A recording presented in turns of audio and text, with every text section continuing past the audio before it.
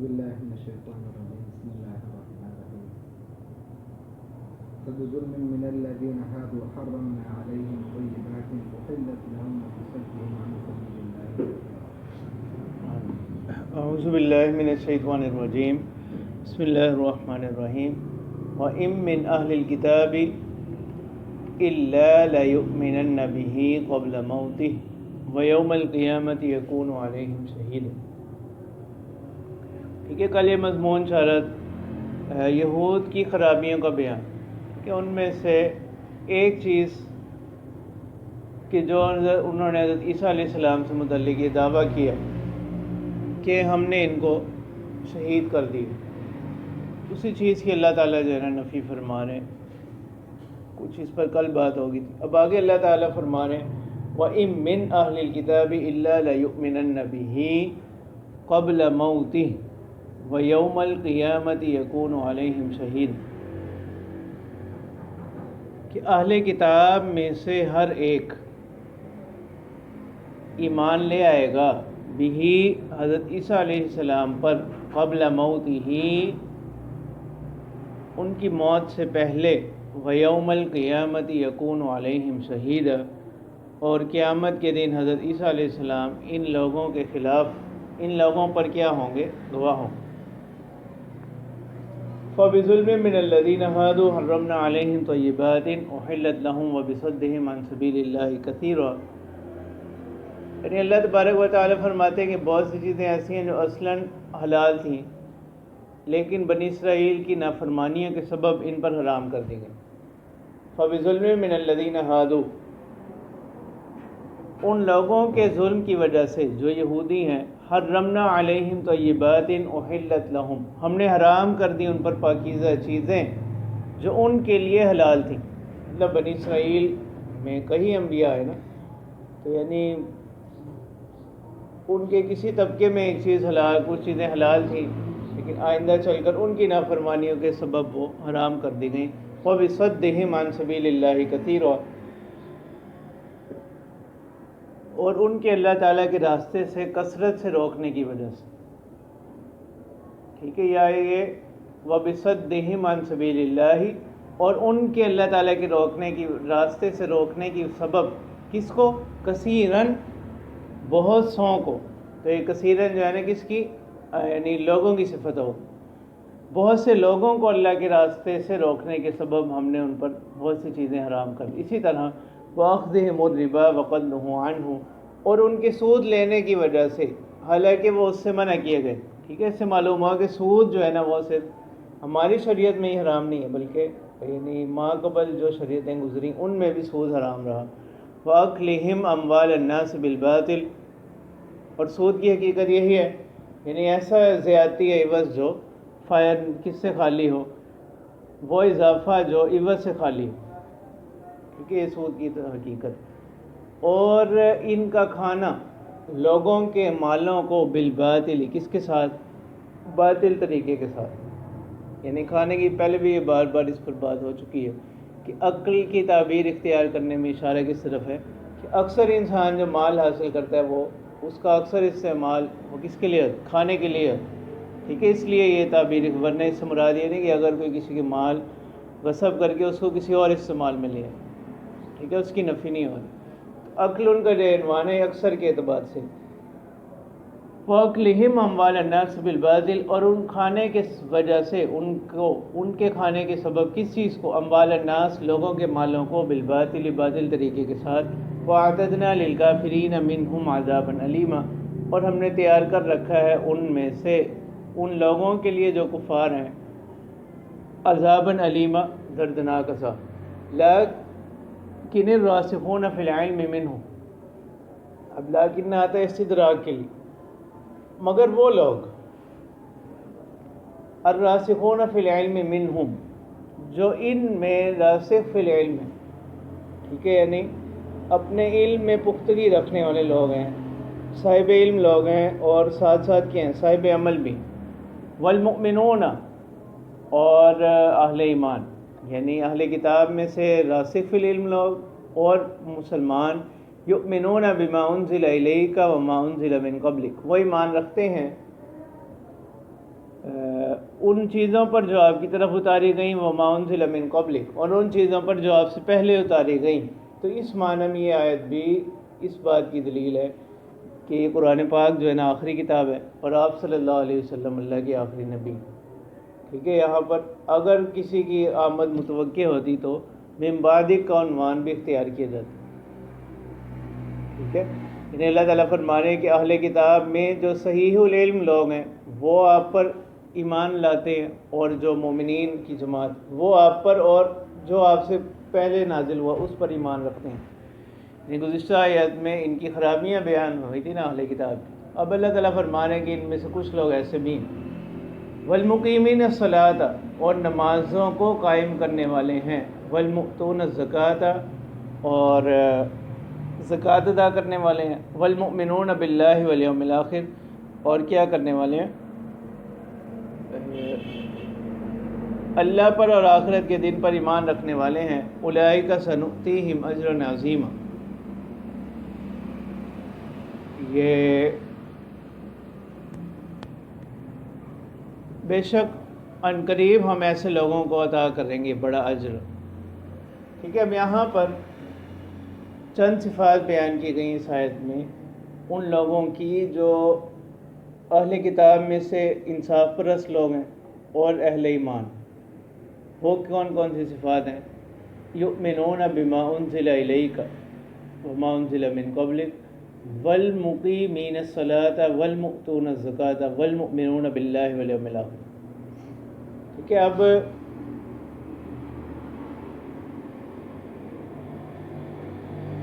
والمقیمین الصلاۃ یہ حالت نسبی میں ہے. ٹھیک ہے، اور یہاں جتنی باقی صفات بیان ہو رہی ہیں والمؤتون الزکاۃ یہ حالت رفعی میں ہے. تو اس کا جو نسب ہے اس کو کہتے ہیں منصوب علی المدح. والمقیمین الصلاۃ اس کا جو نسب ہے اس کو کیا کہتے ہیں؟ منصوب علی المدح.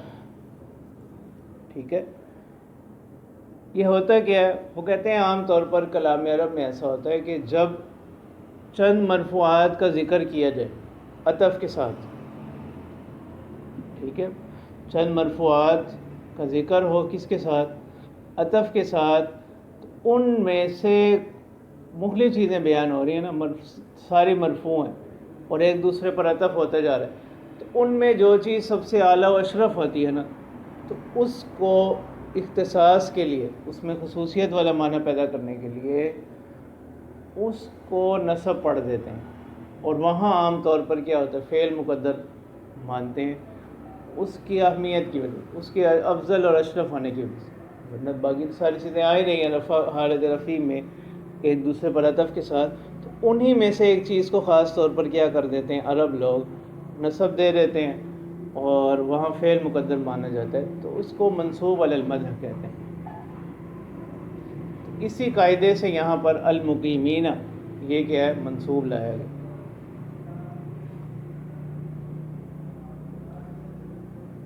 اچھا، پھر یہ جو آیت نمبر 159 ہے وَإِن مِّنْ أَهْلِ الْكِتَابِ إِلَّا لَيُؤْمِنَنَّ بِهِ قَبْلَ مَوْتِهِ،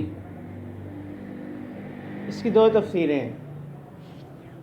ٹھیک ہے، اس کی تفسیر کے اندر دو قول ہیں.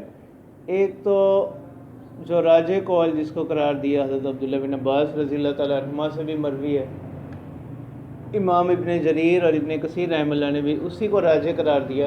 وہ یہ ہے کہ وَإِن مِّنْ أَهْلِ الْكِتَابِ إِلَّا لَيُؤْمِنَنَّ بِهِ قَبْلَ مَوْتِهِ. یہاں پیچھے بھی جتنی بھی ضمائر کا ذکر ہوا عام طور پر وہاں ضمیر کا مصداق کون ہے؟ حضرت عیسیٰ علیہ السلام. وَمَا قَتَلُوهُ وَمَا صَلَبُوهُ وَلَٰكِن شُبِّهَ لَهُم بَل رَّفَعَهُ اللَّهُ إِلَيْهِ.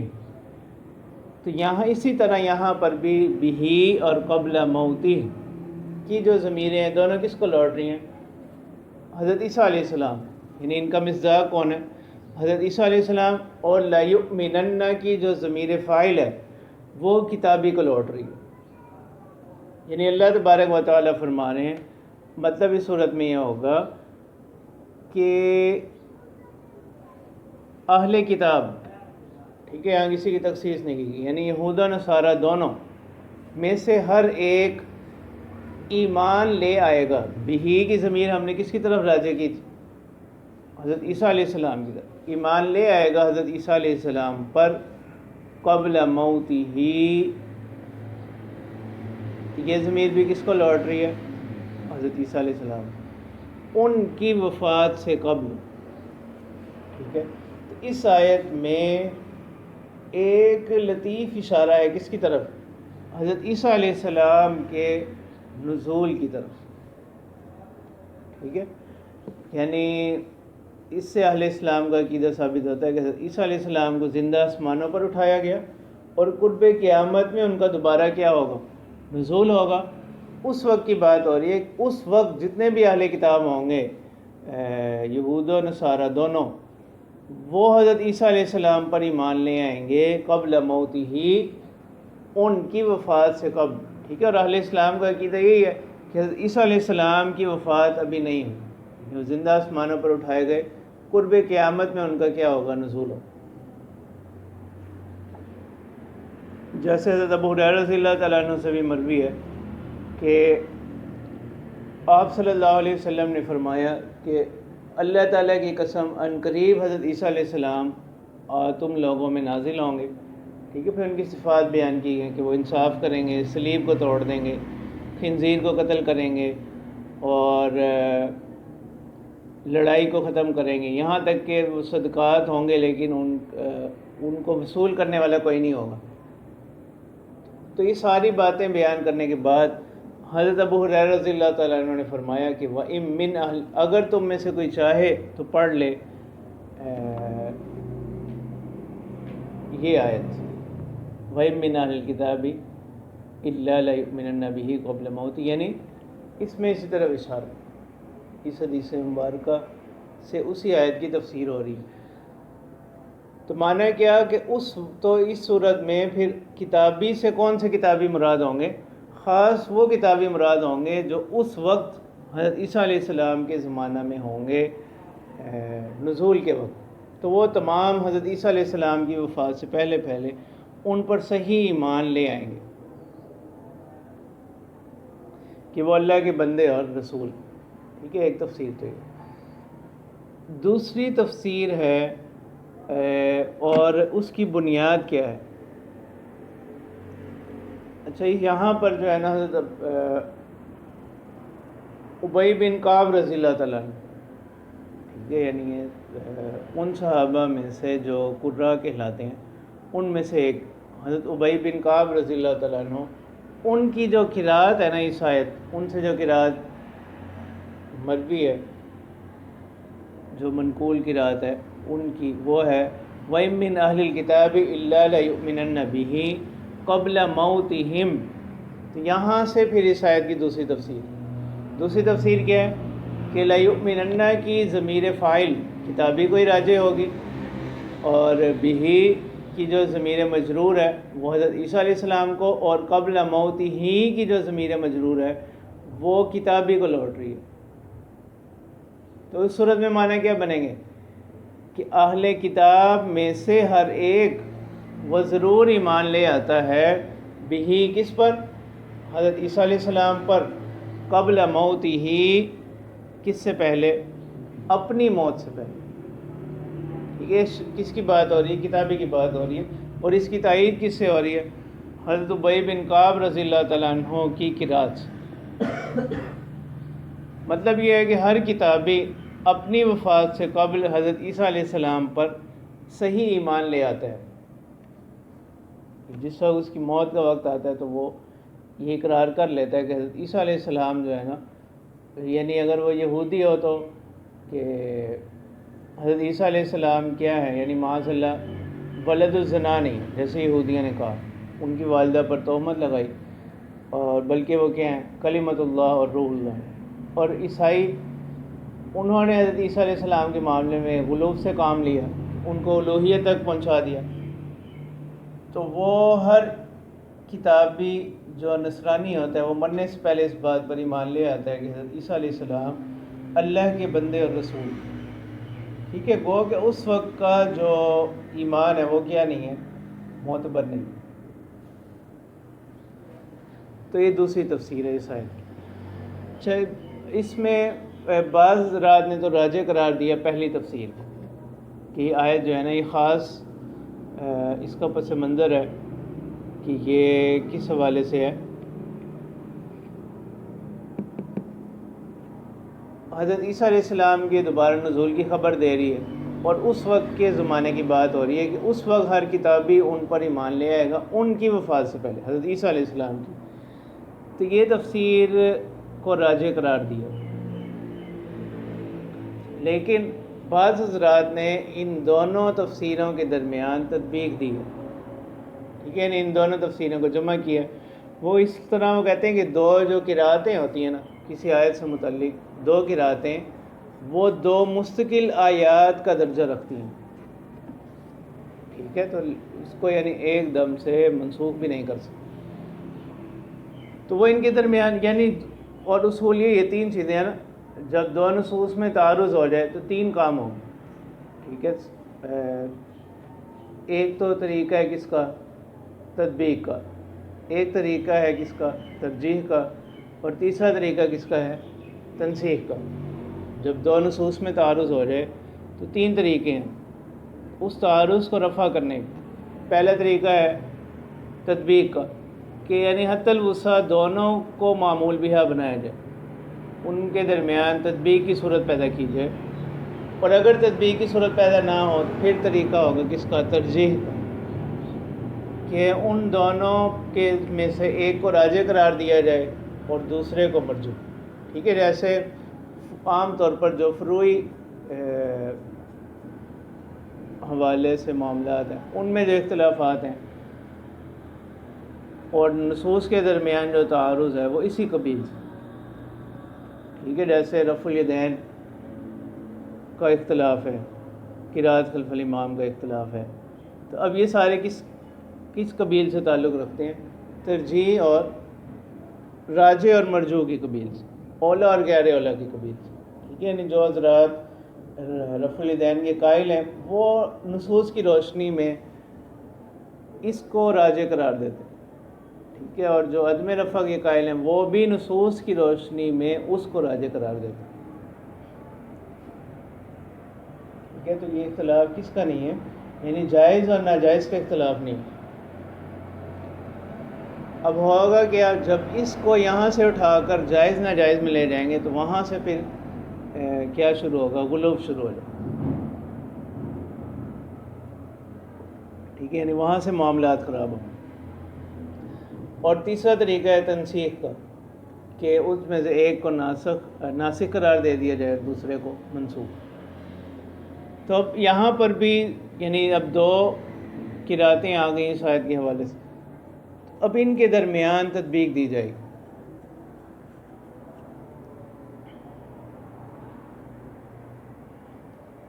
اس لیے کہ دونوں کے جو قائلین ہیں، دونوں قرأتیں جو یعنی حضرت ابی بن کعب رضی اللہ تعالیٰ عنہ، یہ والا جو طبقہ ہے یہ بھی حضرت عیسیٰ علیہ السلام کے رفع کے قائل ہیں، ٹھیک ہے۔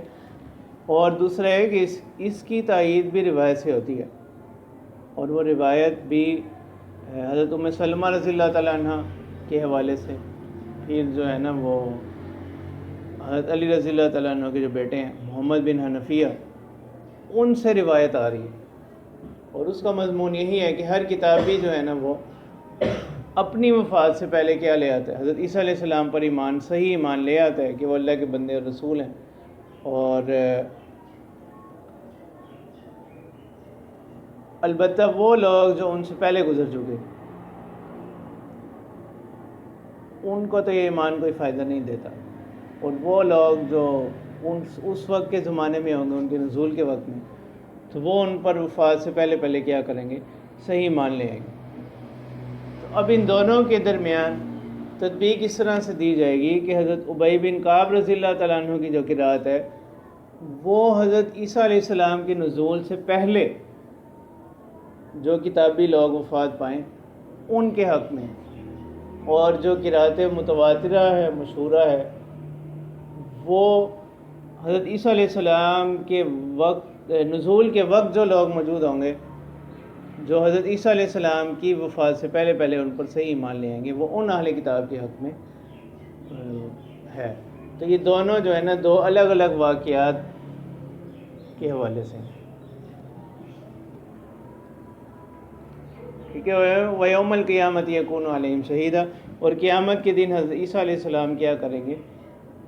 ان لوگوں کے خلاف گواہی دیں، ٹھیک ہے، یعنی اہل کتاب کہ یہودیوں نے ان پر جو الزامات لگائے اور نصارہ نے جو ان کا معاملہ جو ہے نا وہ کیا کر دیا، حد سے بڑھا دیا، دونوں حوالے سے۔ اِنَّا أَوْحَيْنَا إِلَيْكَ كَمَا أَوْحَيْنَا إِلَىٰ نُوحٍ وَالنَّبِيِّينَ مِن بَعْدِهِ، ٹھیک ہے۔ اب گزشتہ رکوع کے شروع میں ان کا سوال تھا، وہ کیا تھا؟ يَسْأَلُكَ أَهْلُ الْكِتَابِ أَن تُنَزِّلَ عَلَيْهِمْ كِتَابًا مِّنَ السَّمَاءِ، کہ آپ پر جو ہے نا موسیٰ علیہ السلام کی طرح کتاب کیوں نہیں اتری؟ تو یہاں پر اللہ تعالیٰ جو ہے نا چند پیغمبروں کا تذکرہ فرما رہے ہیں، اور یعنی پیچھے اس کا الزامی جواب گزرا تھا، یہاں اس کا تحقیقی جواب دیا تھا، یعنی اللہ تعالیٰ چند پیغمبروں کا تذکرہ فرما رہے ہیں، اور اللہ تعالیٰ کہتے ہیں کہ وہ پیغمبر ایسے ہیں کہ جن میں سے بعض پر تو کوئی کتاب ہی نہیں اتری، ٹھیک ہے، اور اہل کتاب کے ہاں بھی ان کی جو نبوت ہے وہ کیا ہے؟ مسلم۔ تو جس طرح یہ ان حضرات کو نبی مان رہے ہیں، پیغمبر مان رہے ہیں، باوجود یہ کہ ان پر یک بارگی کوئی کتاب نہیں اتری، تو اسی طرح جو ہے نا یہ بھی پیغمبر ہے، ٹھیک ہے۔ یہ اس کا تحقیقی جواب دیا جا رہا ہے ان کے سوال کا۔ تو اللہ تعالیٰ فرما رہے ہیں اِنَّا أَوْحَيْنَا إِلَيْكَ كَمَا أَوْحَيْنَا إِلَىٰ نُوحٍ وَالنَّبِيِّينَ مِن بَعْدِهِ، کہ بے شک ہم نے وحی کی آپ کی طرف جیسا کہ ہم نے وحی بھیجی کس کی طرف؟ نوح علیہ السلام کی طرف، وَالنَّبِيِّينَ مِن بَعْدِهِ، اور ان کے بعد پیغمبروں کی طرف۔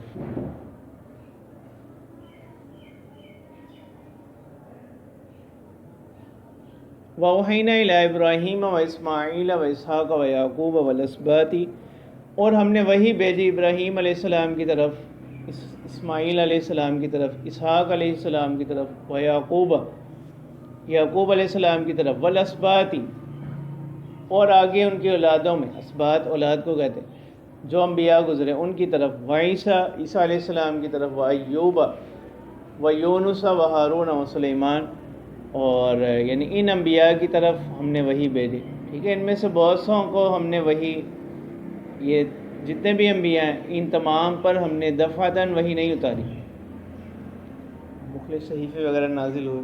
وَآتَيْنَا دَاوُودَ زَبُورًا، اسی طرح ہم نے داؤد علیہ السلام کو زبور عطا کی، اور زبور کو علماء اہل کتاب بھی منزل من اللہ مانتے تھے، ٹھیک ہے۔ اور جیسے بعض روایات میں آتا ہے کہ زبور بھی جو ہے نا وہ تدریجاً نازل ہوئی ہے، تو جس طرح زبور تدریجاً نازل ہوئی اور اہل کتاب کے جو علماء ہیں وہ اس کو مان رہے ہیں، ان کے جو اہل علم لوگ ہیں، اسی طرح یہ قرآن پاک، ٹھیک ہے۔ تو یہ ان کے اس سوال کا تحقیقی جواب ہے، ٹھیک ہے۔ اصل تو اس سوال کا منشا بھی جواب نہیں تھا، اس سوال کا منشا تو صرف یہ تھا نا کہ ایک ایمان نہ لانے کو ایک عذر انہوں نے بنیاد بنائی تھی۔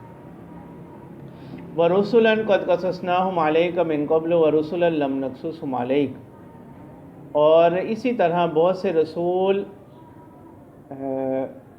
کہ ہم نے ان کا احوال آپ کے سامنے بیان کیے، اور بہت سے رسول ایسے ہیں کہ لم نقصصہم علیک، کہ ہم نے ان کے احوال آپ کے سامنے بیان نہیں کیے۔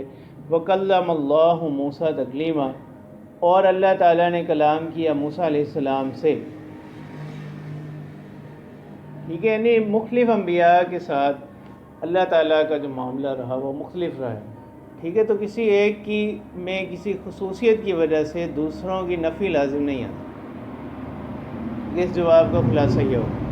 رسلا مبشرین و منذرین، اسی طرح جو ہے نا رسول خوشخبری دینے والے، ڈرانے والے، لئلا یکون للناس علی اللہ حجۃ بعد الرسل، تاکہ لوگوں کے لیے اللہ تعالیٰ کے خلاف کوئی دلیل نہ ہو جائے۔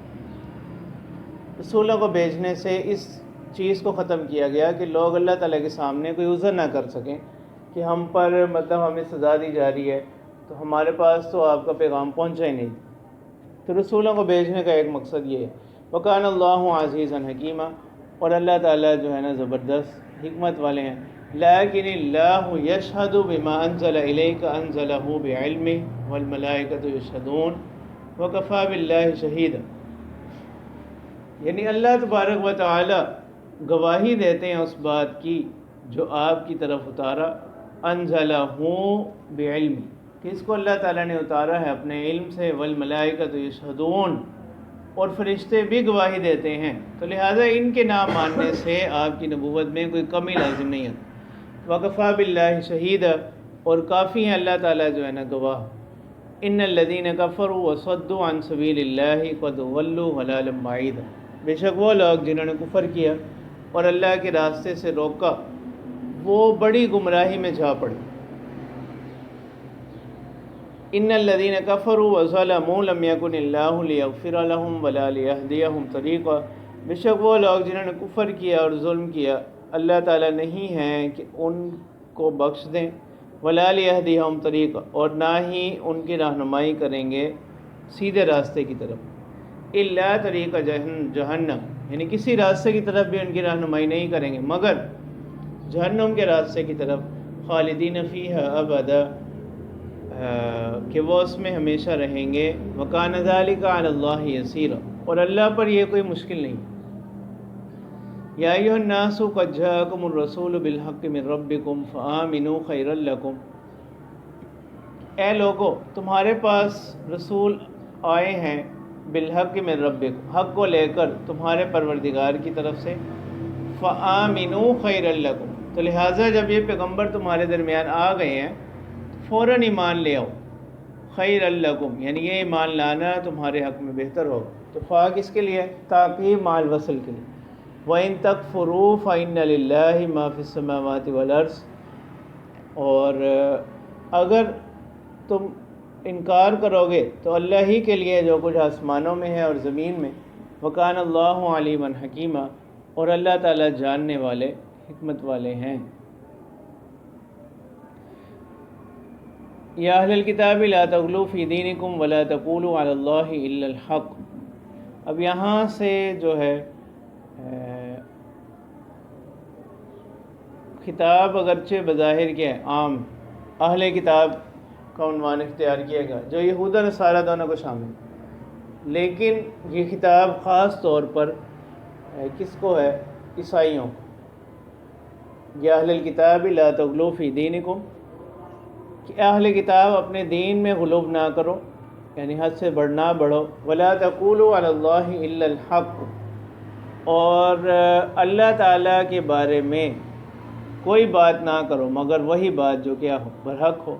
انما المسیح عیسی ابن مریم رسول اللہ وکلمتہ، یعنی بے شک حضرت عیسیٰ علیہ السلام وہ کون ہے؟ پہلا وصف ان کا ابن مریم، یعنی وہ خدا نہیں ہے جیسے یہ لوگ کہتے ہیں، یا خدا کے بیٹے نہیں ہیں، بلکہ وہ ابن مریم، حضرت مریم سلام اللہ علیہا کے بیٹے ہیں، اور البتہ بغیر باپ کی پیدا ہوئے. رسول اللہ، دوسرا وصف کیا ہے کہ وہ اللہ کے رسول ہیں. تیسرا وصف وکلمتہ، اللہ کا کلمہ ہے، اللہ کا کلمہ ہے. ٹھیک ہے، تو اس سے بھی ایک ذوقی استدلال علماء نے یہ کیا کہ جب اللہ تعالیٰ نے حضرت عیسیٰ علیہ السلام کو اپنا کلمہ قرار دیا، اللہ کے کلمے کو کون نقصان پہنچا سکتا؟ ٹھیک ہے، جیسے اللہ تعالیٰ فرماتے ہیں وَكَلِمَةُ اللَّهِ هِيَ الْعُلْيَا إِلَيْهِ يَصْعَدُ الْكَلِمُ الطَّيِّبُ.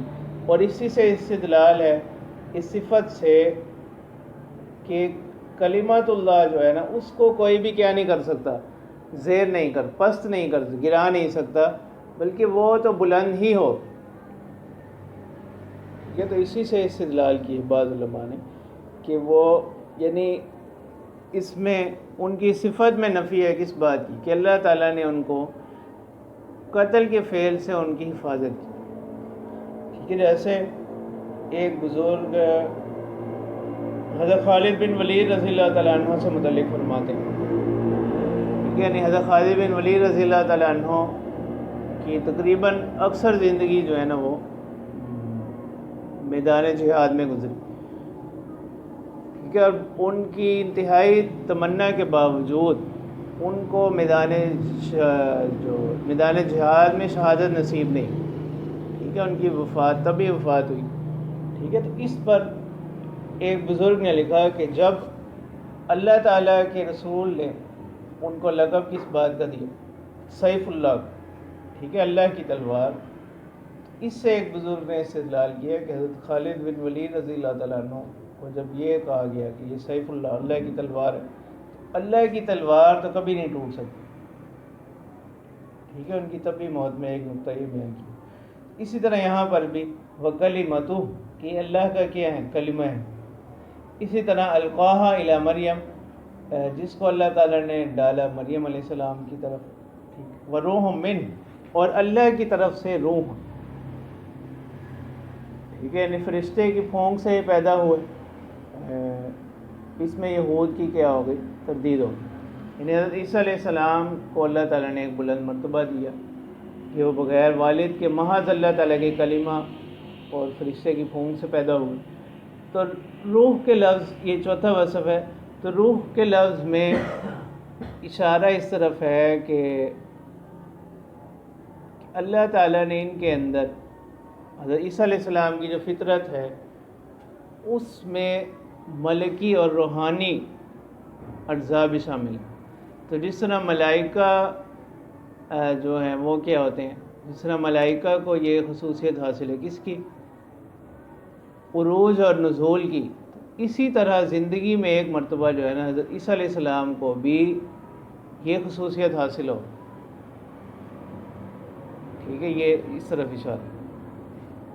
وہ ویسے تو اس پر اور بھی یعنی قرآن پاک کی احادیث کی واضح تصریحات موجود ہیں، ٹھیک ہے، لیکن یہ محض ان لفظوں سے بھی مفسرین نے ذوقی استدلال کیے ہیں اس حوالے سے، ٹھیک ہے، یعنی ان کو روح اللہ کہا گیا، تو روح اللہ میں اشارہ اس طرف ہے کہ فرشتوں کی، تو جس طرح فرشتوں کے لیے کیا ہوتا ہے، رفع اور نزول ہوتا ہے، اسی طرح عیسیٰ علیہ السلام کی زندگی میں بھی کیا ہوگا، رفع پیش آئے گا پھر نزول۔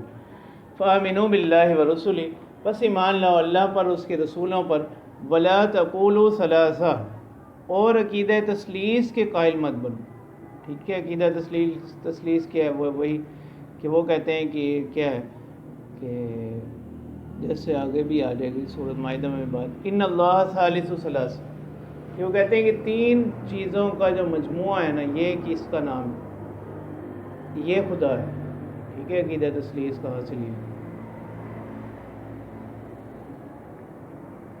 ٹھیک ہے، کہ تین چیزوں کا مجموعہ جو ہے نا وہ کیا ہے، خدا ہے۔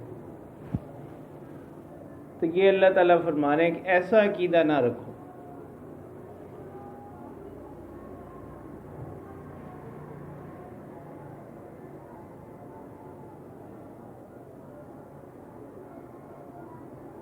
ٹھیک ہے، اگر دیکھیں، اگر تین، وہ کہتے ہیں تین اقانیم کا، تین ہستیوں کا مجموعہ خدا ہے، اگر تینوں ایک دوسرے سے یا تو کیا ہوں گے، ظاہر سی بات ہے تینوں ایک دوسرے سے جدا ہوں گے، ممتاز ہوں گے، تو وحدت نہیں رہی، ٹھیک ہے، اگر تینوں وجود میں متحد ہوں تو پھر تثلیث نہیں رہی، ٹھیک ہے، عقلی طور پر بھی یہ بات درست نہیں، اگر تینوں کیا ہوں، ایک دوسرے سے جدا اور ممتاز ہوں تو پھر تو کیا نہیں رہا، وحدت نہیں رہی، اور اگر تینوں وجود میں متحد ہوں تو پھر کیا نہیں رہتا، تثلیث نہیں رہتی، ٹھیک ہے، اور پھر سوال یہ ہوگا کہ کیا تینوں کے مجموعے کا نام الہ یا معبود، یہ تینوں مستقل کیا ہیں، الہ ہیں، یا جیسے وہ کہتے ہیں کہ ایک تین ہے، تین ایک ہے، تو کوئی بھی چیز اپنے ثلث کا عین نہیں ہو سکتی، کوئی بھی چیز کیا نہیں ہو سکتی، اپنے ثلث کا عین نہیں ہو سکتی، ٹھیک ہے، ایسے ہی اس کو سمجھو جیسے کل اور جز، ٹھیک ہے، کل اور جز جو ہے نا وہ ان کا ایک ہونا یہ عقلاً کیا ہے، محال، اسی طرح کسی شے کا خود اپنا ثلث ہونا یہ بھی کیا ہے، عقلاً محال،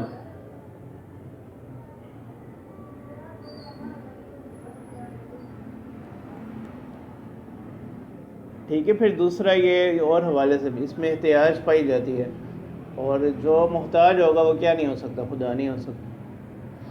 انتہوا خیر لکم، ٹھیک ہے، اللہ تعالیٰ فرما رہے ہیں کہ انتہوا خیر لکم، یعنی عقیدہ تثلیث سے احتراز کرو، خیر لکم، اور اپنے حق میں ارادہ کرو اس چیز کا جو تمہارے لیے بہتر ہے، ٹھیک ہے، یہاں مقدر عبارت یہ نکلے گی انتہوا عن التثلیث واقصدوا خیر لکم، کہ تثلیث سے اجتناب کرو، واقصدوا خیر لکم، اور اس چیز کا قصد کرو، ارادہ کرو جو تمہارے حق میں بہتر ہے۔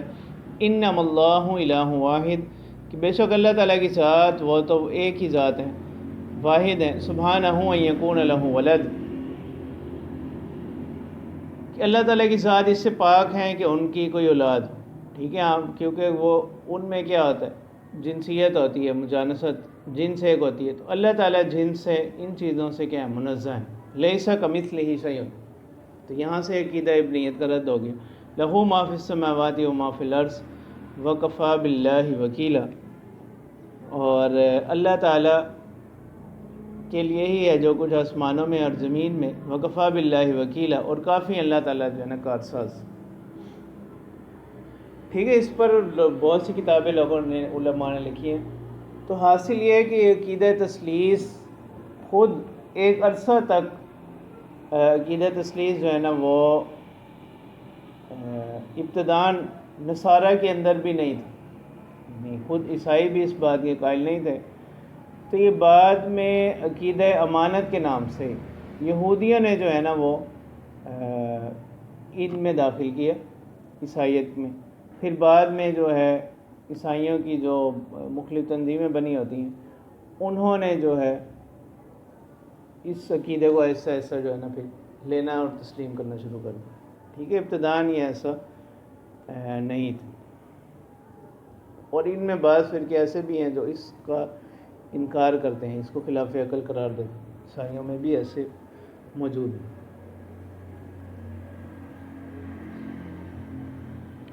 ٹھیک ہے۔ باقی اس پر پہلے سورہ بقرہ میں بھی بات ہو گئی ہے کہ جو نصارہ نجران، سورۃ آل عمران کی شروع میں کہ نصارہ نجران نے ایک سوال یہ اٹھایا تھا کہ عیسیٰ علیہ السلام کے بارے میں جو اللہ تعالیٰ نے اس طرح کے الفاظ استعمال کیے ہیں، روح اللہ، کلمۃ اللہ، تو یہ اضافت، تو اس کا جواب یہ ہے کہ یہ اضافت تشریفی ہے، جیسے بیت اللہ، ٹھیک ہے، یعنی اگر کوئی چیز خارق عادت طور پر ظہور میں آئے تو عام طور پر جو ہے نا اس کی نسبت اللہ تعالیٰ کی طرف کر دیتے، جیسے حضرت صالح علیہ السلام کے قصے میں اللہ تعالیٰ نے کیا کہا؟ ناقۃ اللہ، تو یہ تو یہ جو الفاظ ہیں یہ اس قبیل سے، تو اضافت تشریفی کے طریقے پر